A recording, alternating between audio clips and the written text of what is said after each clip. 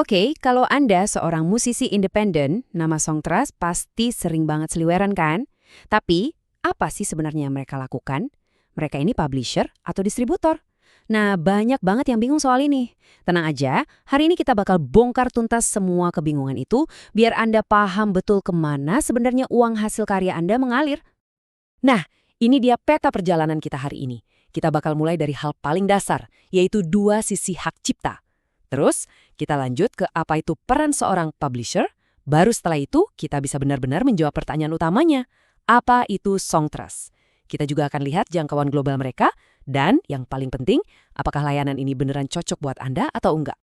Oke, kita masuk ke bagian pertama.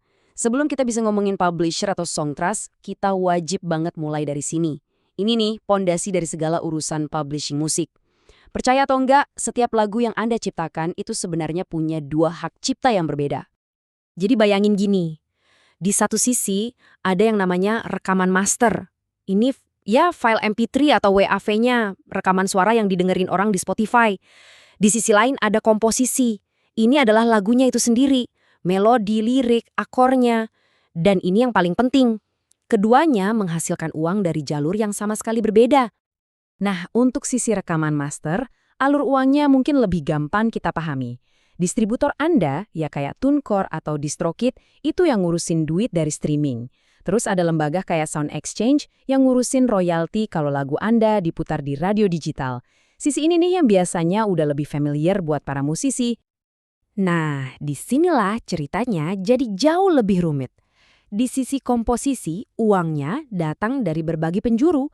Ada yang namanya PRO, kayak ASCAP atau BMI, yang bayar kalau lagu Anda diputar di kafe atau radio. Terus ada lagi lembaga royalti mechanical yang bayar setiap kali lagu Anda di-stream atau di-download. Tiba-tiba ada banyak banget pihak yang mesti diurus. Pusing kan? Nah, karena ngurusin royalti komposisi itu ribetnya bukan main, disinilah peran seorang publisher jadi penting. Tapi, kata publisher ini sendiri artinya bisa macam-macam loh. Yuk kita bedah satu persatu jenisnya.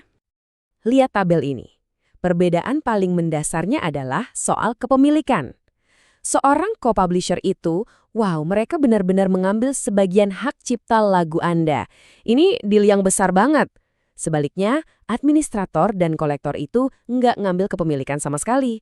Anggap aja Anda menyewa mereka untuk ngurusin semua tetek bengek administrasi dan sebagai gantinya, mereka dapat komisi dari pendapatan Anda. Oke, sekarang kita udah punya semua bekalnya. Akhirnya, kita siap buat jawab pertanyaan utamanya. Jadi, di mana posisi Songtras di antara semua ini? Dan ini dia jawabannya. Songtras itu masuk ke dalam kategori administrator publishing atau yang tadi kita sebut kolektor. Mereka adalah agen yang Anda sewa untuk mengumpulkan semua royalti publishing Anda dari seluruh dunia. Dan mereka mengambil komisi sebesar 15%. Dan ini poin yang paling krusial. Anda tetap jadi pemilik 100% hak cipta lagu Anda. Mereka nggak mengambil sepotong pun. Sekarang, biar makin jelas, mari kita tegaskan apa yang bukan Songtras. Mereka bukan distributor musik Anda seperti TuneCore. Mereka juga bukan PRO Anda seperti ASCAP atau BMI. Dan mereka bukan Sound Exchange. Justru sebaliknya, mereka bekerja sama dengan semua pihak ini atas nama Anda. Coba bayangin.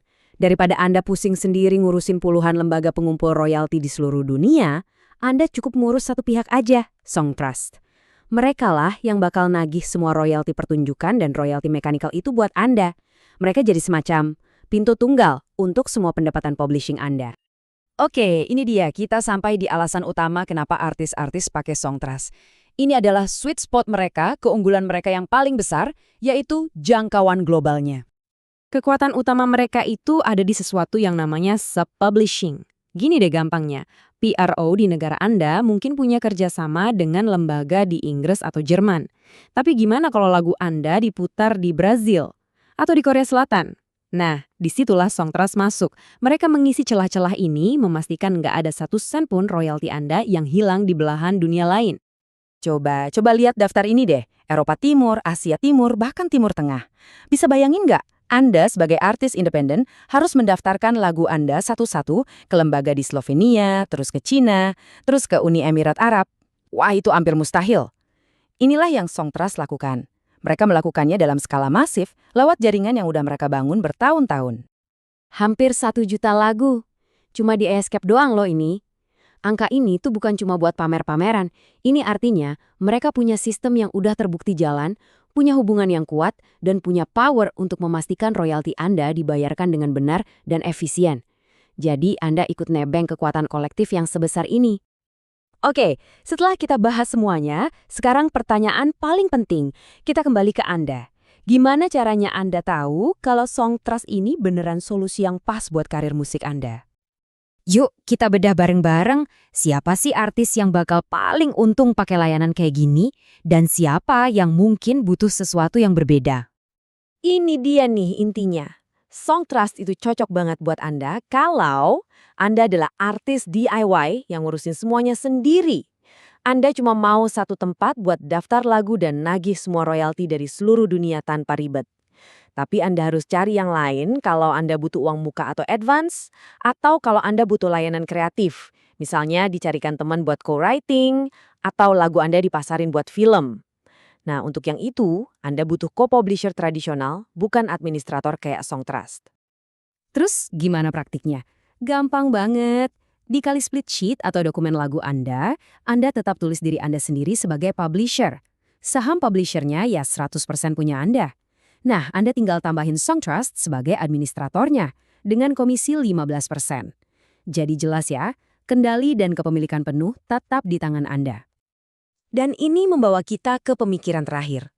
Di zaman sekarang, di mana lagu Anda bisa viral di negara yang bahkan belum pernah Anda dengar namanya, pertanyaannya mungkin bukan lagi berapa sih biayanya pakai layanan ini, tapi berapa banyak uang yang hilang karena Anda mencoba mengurus semuanya sendirian.